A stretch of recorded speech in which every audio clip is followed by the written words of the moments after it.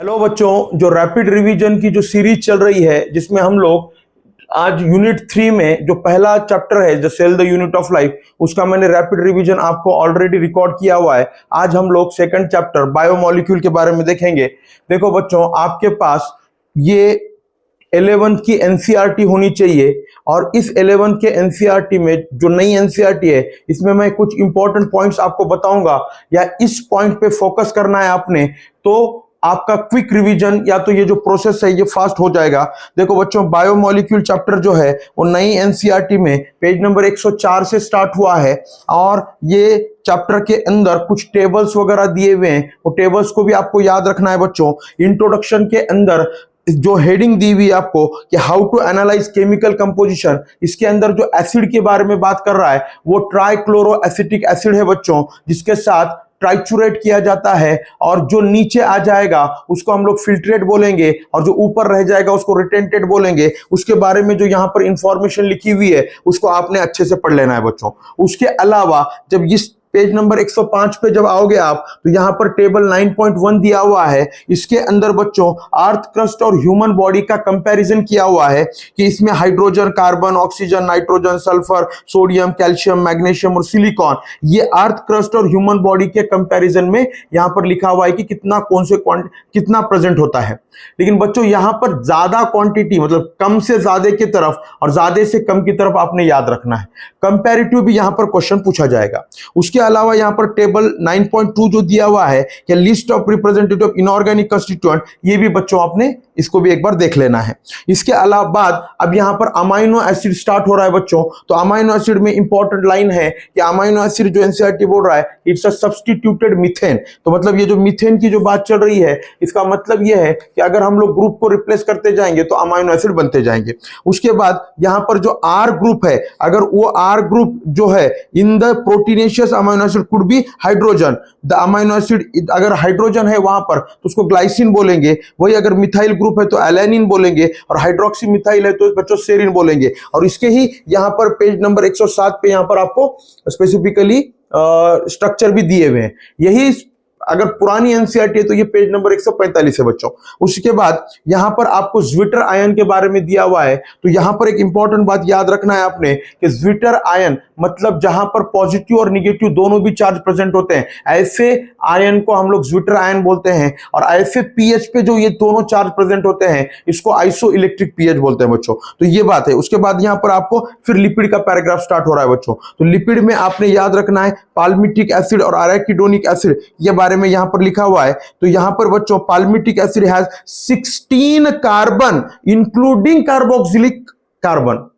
मतलब जो 16 कार्बन है उसके अंदर इंक्लूड है क्या, कार्बोक्सिलिक कार्बन भी इंक्लूड है। और अराकिडोनिक एसिड के अंदर बच्चों 20 कार्बन है जिसके अंदर कार्बोक्सिलिक कार्बन भी इंक्लूड है। ये भी बात आपकी एनसीईआरटी यहां पे दे रही है। उसके बाद सैचुरेटेड और अनसैचुरेटेड के बारे में बोला रहा है। फिर मोनोग्लिसराइड, ट्राइग्लिसराइड, ट्राइग्लिसराइड के बारे में बताया है। यहां पर देखो बच्चों कि मेल्टिंग पॉइंट के बेसिस पे भी क्लासिफाई किया गया है इसको। और जिंजेली ऑयल के बारे में यहां पे लिखा हुआ है। जिंजेली ऑयल का मतलब होता है बच्चों तिल का तेल या सीसम ऑयल जिसको बोलते हैं हम लोग। और उसके बाद यहां पर आपको फिर आगे कुछ स्ट्रक्चर्स दिए हुए हैं बच्चों पेज नंबर 107 पे। इन स्ट्रक्चर को भी आपने अच्छे से एक बार देख लेना है।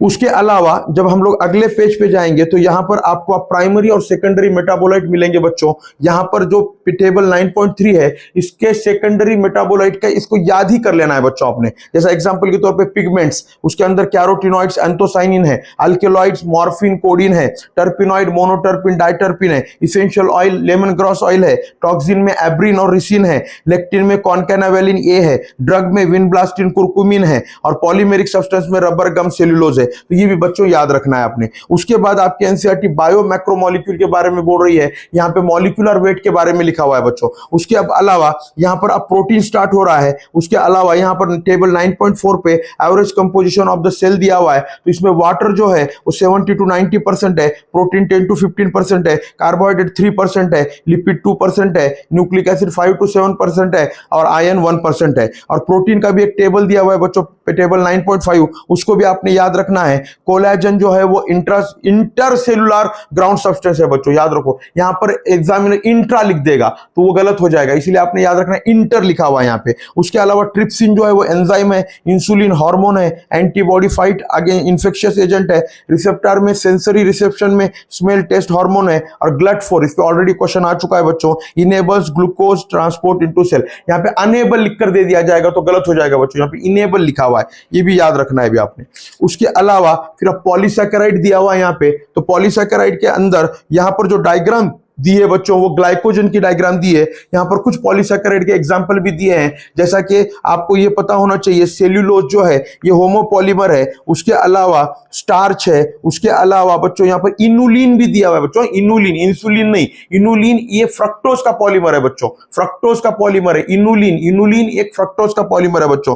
उसके अलावा स्टार्च जो है वो आयोडीन को होल्ड कर सकता है, ये भी बात दी हुई है एनसीईआरटी में पे। और उसके बाद एन एसिटाइल ग्लूकोसामाइन और एन एसिटाइल गैलेक्टोसामाइन के बारे में भी दिखा हुआ है। एक्सोस्केलेटन ऑफ आर्थ्रोपोड जो है बच्चों वो काइटिन से बना हुआ है, और काइटिन का मोनोमेरिक यूनिट बच्चों नैग है, एन-एसिटाइल ग्लूकोसामाइन। उसके बाद न्यूक्लिक एसिड के बारे में यहाँ पे दिया हुआ है कि न्यूक्लिक एसिड मतलब क्या है कि आरएनए और डीएनए के बारे में, और उसका जो सिंगल यूनिट है वो न्यूक्लियोटाइड होता है बच्चों। उसके बाद स्ट्रक्चर ऑफ प्रोटीन इंपॉर्टेंट है बच्चों, बहुत इंपॉर्टेंट है स्ट्रक्चर ऑफ प्रोटीन। इसके अंदर आपको प्राइमरी, सेकेंडरी, टर्शियरी और क्वाटरनरी स्ट्रक्चर दिए हुए।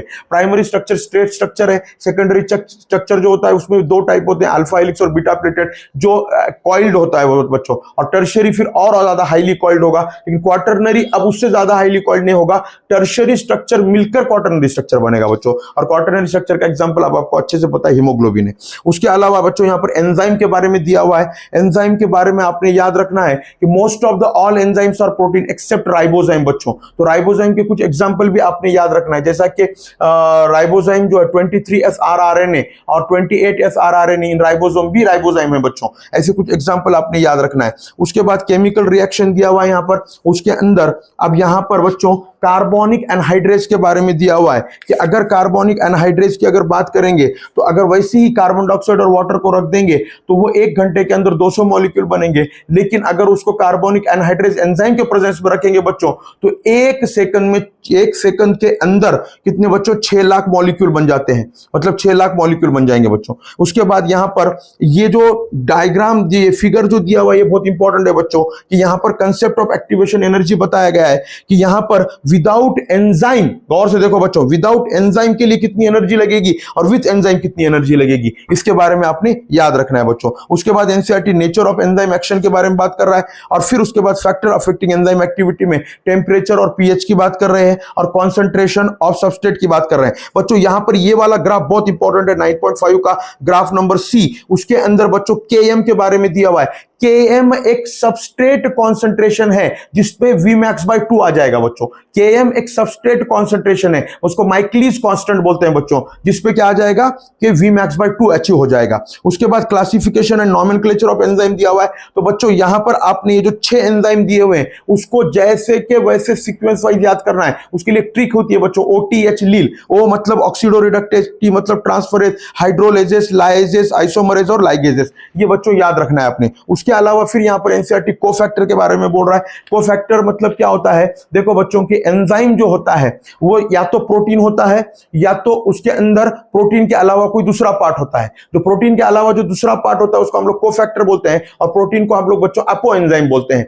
अपो एंजाइम प्लस कोफैक्टर मिलकर होलो एंजाइम बनता है बच्चों, उसको आपने याद रखना है। उसके अलावा बच्चों यहां पर प्रोस्थेटिक ग्रुप, कोएंजाइम और मेटल आयन के बारे में आपको लिखा हुआ है, उसको याद रखना है। यहाँ पे जो बच्चों विटामिन के बारे में जो लिखा हुआ है, नियासिन के बारे में वो भी याद रखना है, और जिंक के बारे में याद रखना है बच्चों कि zinc is a cofactor of proteolytic enzyme carboxypeptidase. जितनी बातों पे मैंने बोला है बच्चों उस पे आप फोकस करो, इसके अलावा मतलब इसी पे ज्यादा से ज्यादा क्वेश्चन पूछा जा सकता है। थैंक यू बच्चों।